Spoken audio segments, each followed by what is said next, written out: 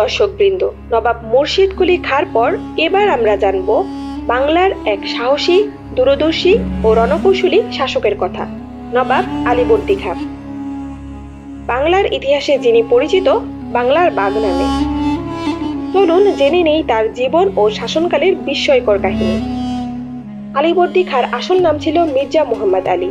তিনি জন্মগ্রহণ করেন 1671 সালে বর্তমান ভারতের বুরহানপুর অঞ্চলে। ছোটবেলা থেকেই তিনি মেধাবী ও সাহসী ছিলেন। তার পরিবার মুঘল প্রশাসনের সঙ্গে যুক্ত ছিল, যা তাকে রাজনৈতিক অভিজ্ঞতা অর্জনে সহায়তা করে। মুর্শিদ কুলি খাঁর অধীনে তিনি কর্মজীবন শুরু করেন এবং তার দক্ষতা দেখে নবাব তাকে বিশ্বাসের সঙ্গে প্রশাসনিক দায়িত্ব দেন।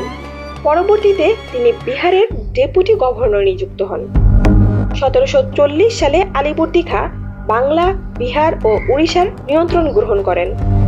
মুর্শিদ কুলি খাঁর উত্তরাধিকারী সরফরাজ খাঁকে গিরিয়ার যুদ্ধে পরাজিত করে তিনি বাংলার নবাব পদে অধিষ্ঠিত হন। আলীবর্দী খাঁর শাসনকাল ছিল চ্যালেঞ্জে ভরা। একদিকে মারাঠা আক্রমণ, অন্যদিকে অভ্যন্তরীণ ষড়যন্ত্র। তবুও তিনি অসাধারণ দক্ষতার সঙ্গে পরিস্থিতি সামাল দেন। মারাঠারা 1742 থেকে 1751 সাল পর্যন্ত বারবার বাংলায় হামলা চালায়।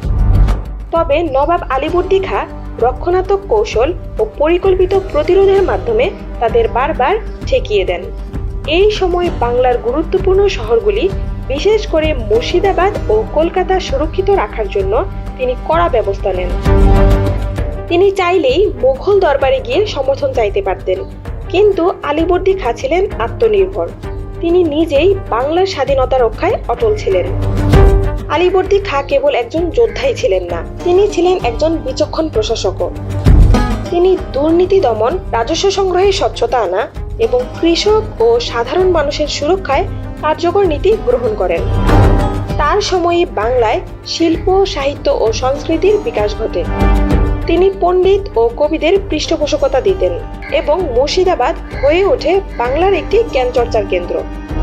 আলীবর্দী খাঁর ছিল দৃঢ় নীতি ও বিচক্ষণতা। তিনি পরিণত বয়সেও রাজ্য পরিচালনায় ছিলেন সক্রিয়। তার কোনো পুত্র ছিল না, তাই তিনি তার মেয়ে আমিনার পুত্র সিরাজউদ্দৌলাকে নিজের উত্তরাধিকারী নিযুক্ত করেন। 1756 সালে দীর্ঘ রোগভোগের পর নবাব আলীবর্দী খাঁ মৃত্যুবরণ করেন। তার মৃত্যুর মধ্য দিয়েই বাংলার এক নতুন অধ্যায়ের সূচনা হয়, নবাব সিরাজউদ্দৌলার শাসন। প্রিয় দর্শকবৃন্দ, আলীবর্দী খাঁ ছিলেন বাংলার শেষ শক্তিশালী স্বাধীন নবাবদের একজন, যিনি তার অসীম সাহস, দূরদৃষ্টি ও দক্ষতায় বাংলাকে রক্ষা করেছিলেন বহিঃশত্রুর হাত থেকে। তার শাসনকাল আজও আমাদের অনুপ্রেরণা যোগায়। পরবর্তী পর্বে আমরা আলোচনা করব বাংলার শেষ স্বাধীন নবাব সিরাজউদ্দৌলা সম্পর্কে। তাই ভিডিওটি ভালো লেগে থাকলে লাইক দিন, শেয়ার করুন আর অবশ্যই চ্যানেলটি সাবস্ক্রাইব করে বেল আইকনে ক্লিক করুন, যেন পরবর্তী ভিডিওটি আপনি মিস না করেন। কমেন্টে জানিয়ে দিন আপনার মূল্যবান মতামত।